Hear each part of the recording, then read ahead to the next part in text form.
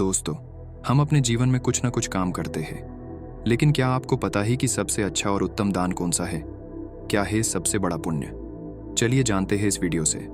दोस्तों, वीडियो को शुरू करने से पहले बोधि गॉड इंस्पायर्ड यूट्यूब चैनल में आपका स्वागत है। बहुत पहले की बात है, एक छोटे से गांव में एक कुत्ता रहता था। यह कुत्ता साधारण कुत्तों जैसा नहीं था। उसका नाम कर्मा था, जो उसके व्यक्तित्व और स्वभाव के कारण था। वह गांव के हर व्यक्ति के साथ दोस्ताना था, लेकिन उसकी आंखों में कुछ ऐसा था जो उसे बाकी कुत्तों से अलग करता था। कर्मा के बारे में कहा जाता था कि वह श्रापित था। उसके जन्म से ही लोग उसके प्रति अलग तरह का व्यवहार करते थे। गांव के बुजुर्ग बताते थे कि जब कर्मा का जन्म हुआ, तभी एक साधु गांव में आए थे। साधु ने भविष्यवाणी की थी कि इस कुत्ते के जीवन से जुड़ा कोई बड़ा रहस्य है और उसका अंत किसी महान दान से होगा। किसी को नहीं पता था कि साधु का यह वचन क्या अर्थ रखता था, लेकिन धीरे धीरे गांव के लोग इस कुत्ते से दूर रहने लगे। वे उसे अपशकुनी मानने लगे और कर्मा को अनदेखा करने लगे। कर्मा का श्राप एक प्राचीन कहानी से जुड़ा हुआ था। बहुत साल पहले इसी गांव में एक राजा का शासन था। राजा अत्यंत लालची और क्रूर था। उसने अपने शासन में कई निर्दोष लोगों को सताया था। एक दिन उसी राजा ने एक पवित्र साधु को अपमानित किया। साधु ने राजा को श्राप दिया कि उसका सबसे प्रिय जानवर एक दिन श्रापित हो जाएगा और उसकी वजह से राजा का वंश समाप्त हो जाएगा। यह श्राप राजा के परिवार पर कई पीढ़ियों तक बना रहा।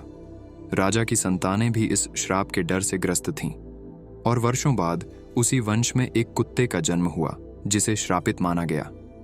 वह कुत्ता कर्मा था। गांव के लोग दान को बहुत महत्व देते थे। उनके लिए दान करना जीवन का सबसे बड़ा पुण्य माना जाता था।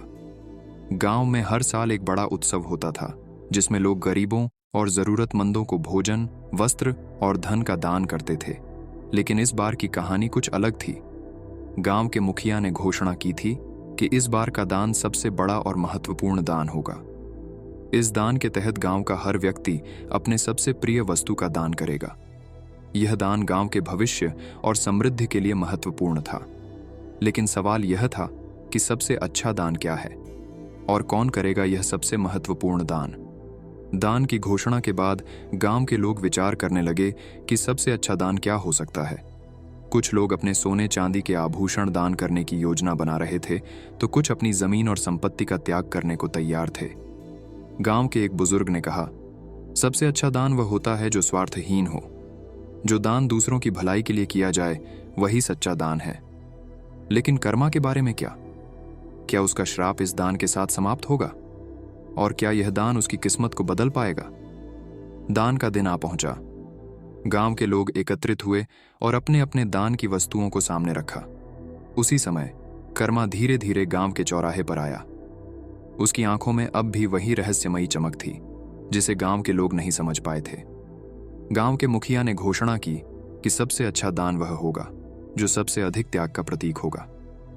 तभी एक बुजुर्ग व्यक्ति ने कर्मा को देखा और कहा, यह कुत्ता जिसे हम सभी श्रापित मानते थे, शायद सबसे बड़ा दान है। इसका जीवन हम सभी के लिए एक सीख है। बुजुर्ग ने कर्मा की ओर इशारा करते हुए कहा, इस कुत्ते का त्याग सबसे बड़ा है। यह श्रापित होते हुए भी हम सभी से प्रेम करता है और किसी से कोई द्वेष नहीं रखता। शायद यही सबसे बड़ा दान है, बिना शर्त प्रेम और त्याग। जब कर्मा को सबसे अच्छा दान घोषित किया गया, तभी एक अद्भुत घटना घटी। आकाश में गड़गड़ाहट हुई और एक प्रकाश की किरण कर्मा पर पड़ी। उसी क्षण गांव के लोग समझ गए कि कर्मा का श्राप समाप्त हो चुका था।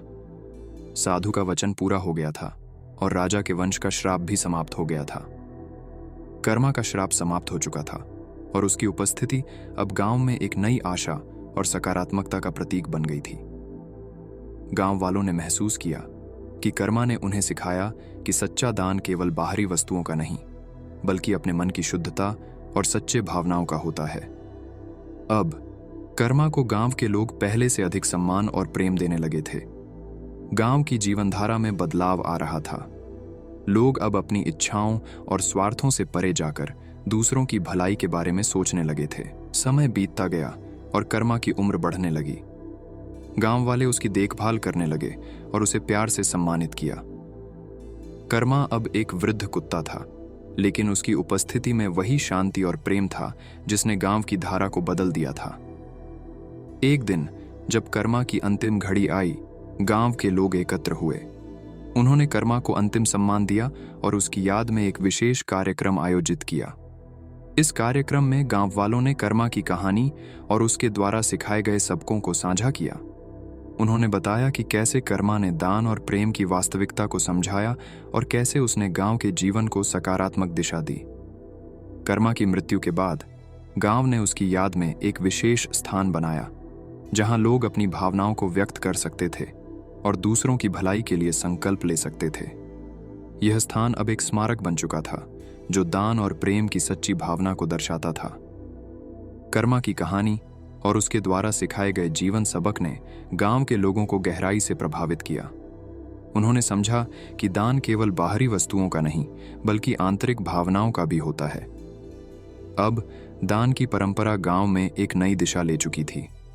लोग अब अपने दिल से दान देने लगे थे और एक दूसरे की मदद करने में कोई कसर नहीं छोड़ते थे। उन्होंने सच्चे दान का मतलब समझ लिया था और यह जाना था कि सबसे बड़ा दान वह होता है जिसमें आप बिना शर्त प्रेम और सहानुभूति दिखाते हैं।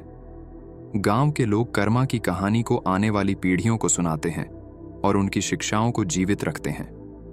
कर्मा ने उन्हें यह सिखाया कि सच्चा दान आत्मिक शांति, प्रेम और दूसरों की भलाई के लिए होता है और यही जीवन का सबसे बड़ा उद्देश्य है। यह कहानी हमें यह सिखाती है कि सच्चा दान केवल संपत्ति या वस्त्रों का नहीं होता, बल्कि वह त्याग होता है जो हम अपने स्वार्थ, अहंकार और पूर्वाग्रहों से करते हैं। कर्मा ने बिना कुछ कहे ही गांव को सिखाया कि सबसे अच्छा दान प्रेम, समर्पण और आत्मिक शांति है। कर्मा की कहानी एक शक्तिशाली संदेश देती है कि दान का सबसे बड़ा रूप वह होता है जो हमारी आत्मा की गहराइयों से निकलता है। दान केवल भौतिक वस्तुओं का नहीं, बल्कि हमारे विचारों, भावनाओं और व्यवहार का भी होता है। कर्मा ने हमें यह सिखाया कि सच्चे दान की भावना हमें अपने स्वयं के स्वार्थ से परे जाकर दूसरों की भलाई के लिए काम करने की प्रेरणा देती है। दोस्तों, अगर आपको यह वीडियो अच्छा लगा हो तो चैनल को लाइक और सब्सक्राइब जरूर कर देना। मिलते हैं अगले वीडियो में।